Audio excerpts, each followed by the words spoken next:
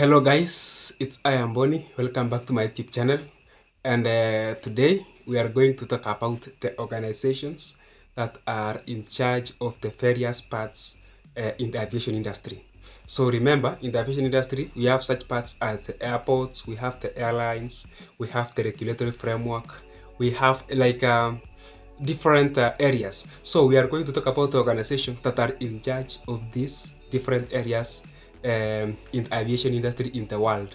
And because I'm a Kenyan, I will use Kenyan examples. Yeah, so allow me to use Kenyan examples because I understand most the Kenyan context. But this is the world, we are talking about the world phenomena in this aviation case. So remember, our main call here is to make these things very simple. So we are discussing it using a very simple language, bringing it home so that we can be able to decode this aviation stuff and make it as make us easily relate to it, because aviation is very simple. A way like let me put it this way, a means of transport. Like it's just about the airlines, the aeroplanes, flying aeroplanes. So somebody who drives an aeroplane, that's a pilot. So it looks complicated, but when we break it down, it is very simple.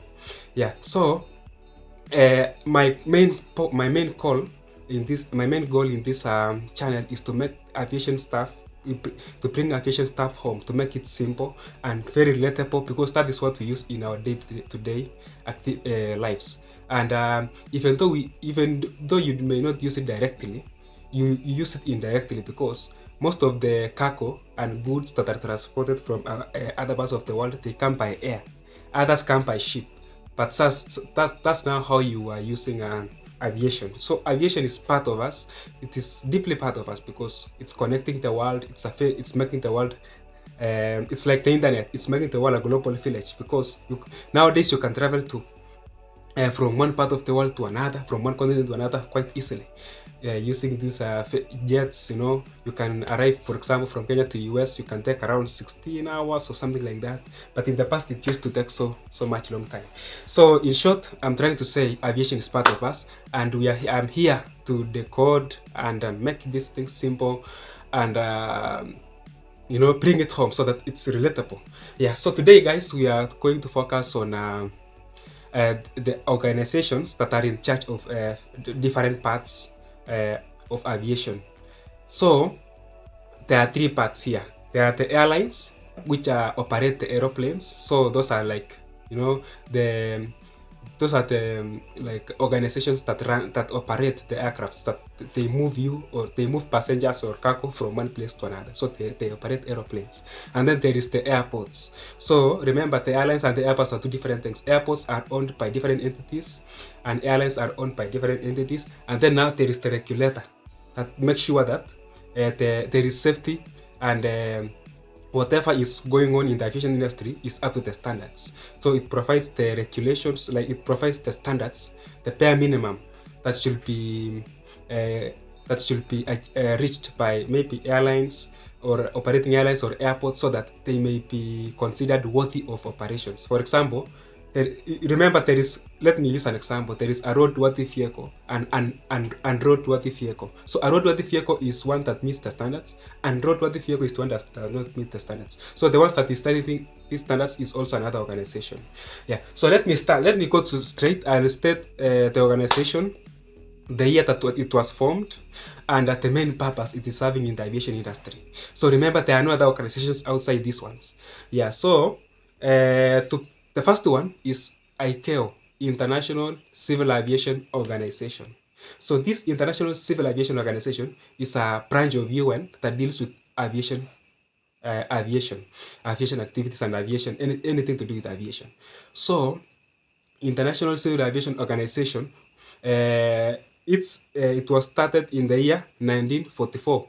So remember, in the year 1944, there is something called Chicago Convention. That is a conference that was formed that happened in Chicago.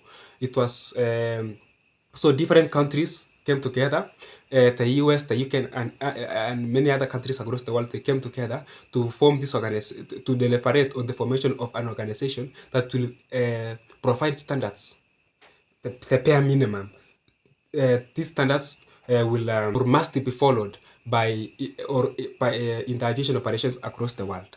Yeah. So in this convention, they deliberated to form the ICAO, but it was not formed immediately after the conference or the convention.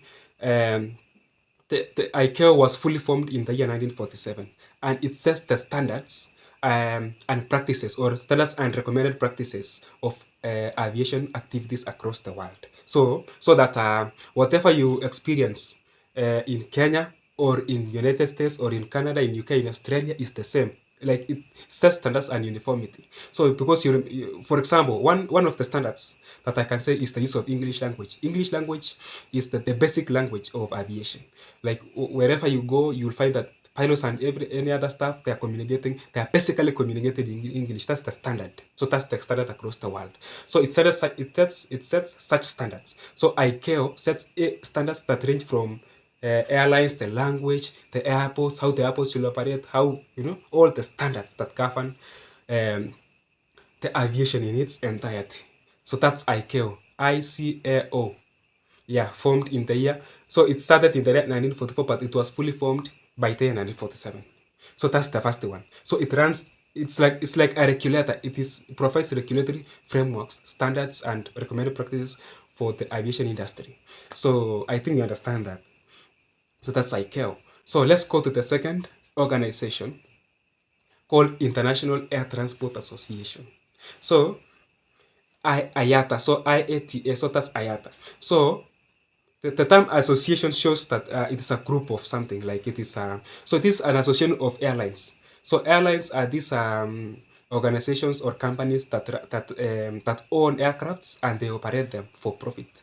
For example, Kenya Airways, Qatar Airways, Emirates, Lufthansa, Qantas, name them. The United States Airlines, Virgin Atlantic, all those airlines. So those are just companies. It's like I can form a company, I register a company, I buy aeroplanes, and those aeroplanes operate under that umbrella, under that name. So I can call my company, for example, Bonnie Airlines. So United States Airlines. So those are airlines. So there was the need for the airlines to come together and form one association. It's a trade association whereby it will champion for their rights, and also it will be one thing that they will be working under. For example, if they want to do something, for example, to set fares to charge on passengers, to standardize on those things. So they operate under they form meetings under IATA and they deliberate on such stuff, and also to champion for their rights, because assume different governments of the world may come up with laws, and then now these airlines are against. So they will use this as a bargaining power. So they will bargain for their rights using this organization called IATA. So that's basically a trade organization for airlines. Yeah.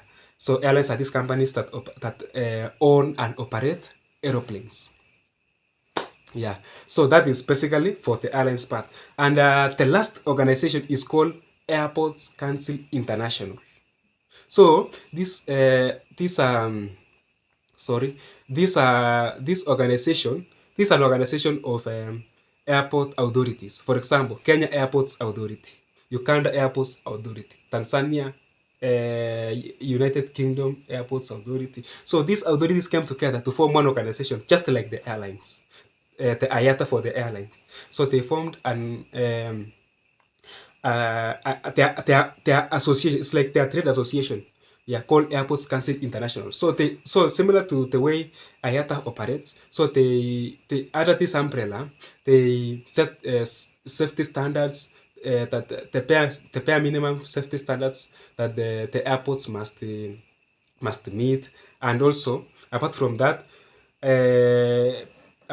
they set the security standards of the airports and the safety standards of the airports, and also it offers like prices, yeah, quality. Like it carries out quality checks for the airports based on passenger satisfaction. Because, for example, remember, if you use a particular airport, there is a place whereby you are required to provide rating. So those ratings are conducted by the Airports Council International, so that it aggregates all those ratings and it offers the award to the best airports. Like most recently, around within 10 days ago, Moi International Airport in Kenya is located at the coast in Mombasa.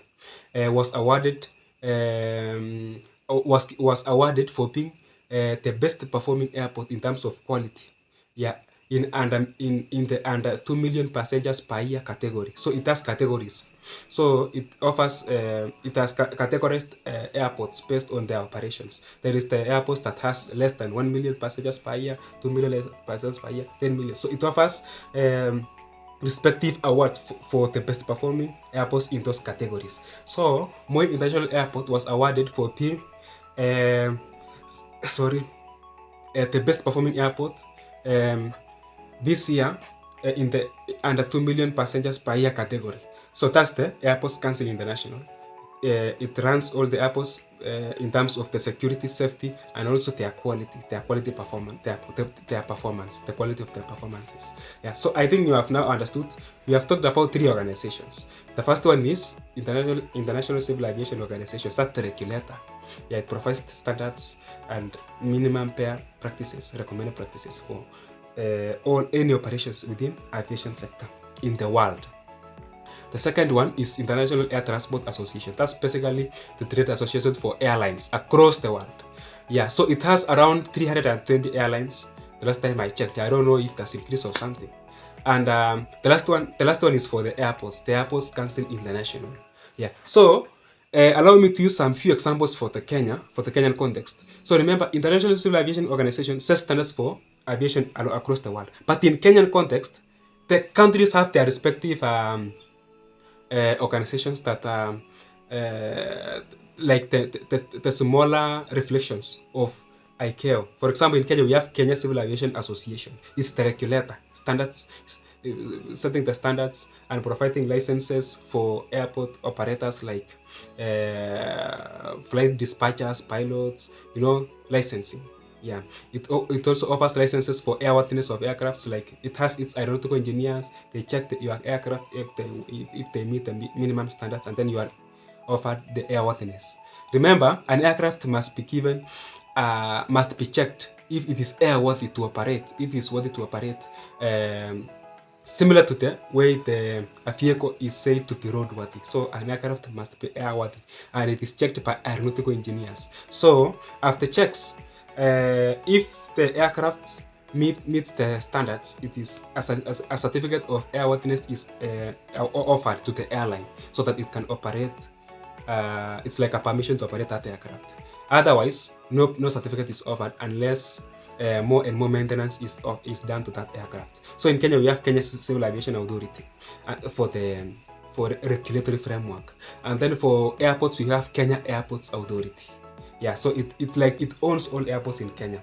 It provides the airport, it develops, it maintains, yeah, for safety and security. It ensures that airports are okay. So it's a government agency. So remember, airports are owned by government, and it's owned by government through an agency called Kenya Airports Authority, which develops. It can decide to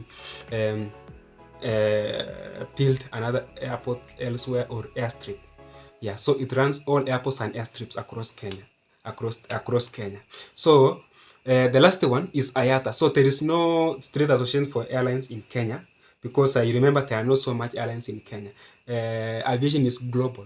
So airlines, there is only the IATA. So IATA is in the global stage and also the national stage. So airlines in Kenya still fall under IATA. There is no national trade association for airlines. It's just IATA.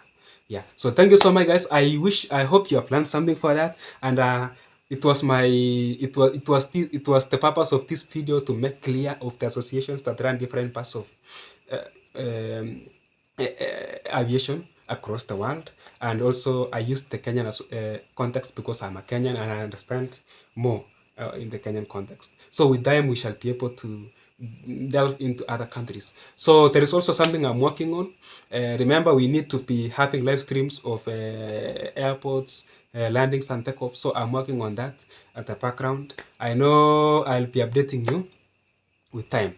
Again, before I end the video, remember to subscribe if subscribe if only you like the content and if you want to support me, and also if you want to support my this content so that we can be able to progress well, make more and more content, you know, travel and do something. You can support this by, you know, through, you can support it monetary, like monetary resources, by providing like monetary resources to support this channel, and then we shall be able to make more and more quality videos. Like it, you know, it powers the process. Yeah, so thank you so much guys for watching my channel. My name is I am Boni, but this channel is aviation lovers with Boni. I hope we shall cover more and more aviation content with time, and this is just for the beginning. So thank you so much for your patronage. You are highly valued, you are highly welcome. Stay blessed.